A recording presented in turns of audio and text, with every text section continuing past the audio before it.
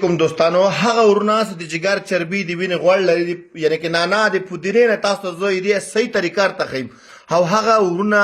یا خويندې په تریخي کې کاڼه یعنی کې چیګه لري دي هغه لپاره زه مکمل تاسو ته جوشانده خیم زه دعا بار تکي بل هغه کسان توز جړې لري ډوډۍ زرته نه کیږي هاضمه ضعیفي خېټه ګیس باد لري نو د هغه لپاره تاسو ته زه مکمل نن علاج خیم کده الله رضای نو دا باید تاسو په خپل کور کې دا جوشانده جوړه کړئ او بل هغه کسان چې وزن کمول غواړي یا د جګر چربي وي هلکیږي نو ان شاء الله دا تاسو په خپل کور کې جوړه کړئ دعا برته کوئ اول په دې کې تاسو باید یعنی کې زنجبیل دومره ټوکړه واخلئ دا کتلای شئ دومره ټوکړه هم سه واخسته صحیح سو دا به کدوکش کړئ تقریبا 1 انچ قدر ټوکړه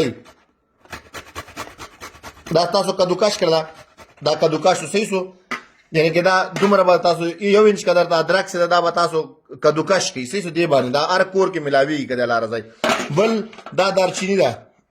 دا کتلای شي دا دارچینی ټوکړه د هر ګرم مساله کې استعمالېږي او پنساریانو سره دا موجود وي دا باید تاسو د ادرک سره کېږي دا کتلای شي د میده به کې دوه درې ځای ماته کې سره بس او دا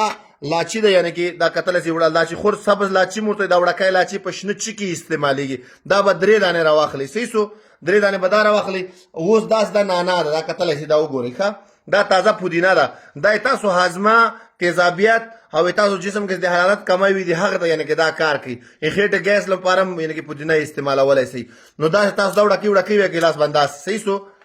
اسانه چل زړه خیمه بالکل میدا اوس نسی کوي بالکل دا تقریبا د 100 ګرام نه زیاته نانا یعنی کې نه پودینه صحیح سو دا هم سی واخست دا سی پیاله دا وګورئ تاسو طریقه راخم دسه به 3 پیالې وبر واخلي دسه مشه 3 پیالې وبر دای چی پیاله ده 3 پیالې وبم سره واخستلې دا به یو دیګي کې وړکی دیګي کې واچوي سوام چول بیا به دا یعنی کې مواد کې زنجبیل سے دا لاچی دارچینی او دا نانا دا په کې د دیګي ورواچي قرار اورو بس بل کوي تقریبا 10 منټه 15 منټه کې دا 3 وړه پیالې سی وبې دا 2 پیالې وب کمی سي دی ور ګرمېدو سره صحیح سو نو یو پیاله سي دومره وب پاتې سي رواخلې ټوټه باندې چان کوي دا نانا زنجبیل دا ټول تیسته کوي او دا د ګرم چی په شان دي که تاسو خوګه خووي لک شات پکې واچوي او که شات نه واچوي سهار او ماخام دا په نهاره جوړوي ځان ته استعمالوي کله الله رضای د تاسو د جګر چربي د وینې غوړ کولیسټرول او د تریخي تیګ لپاره یعنی کې دا مکمل علاج ده کده الله رضای او بل هغه کسان چې تور زیړې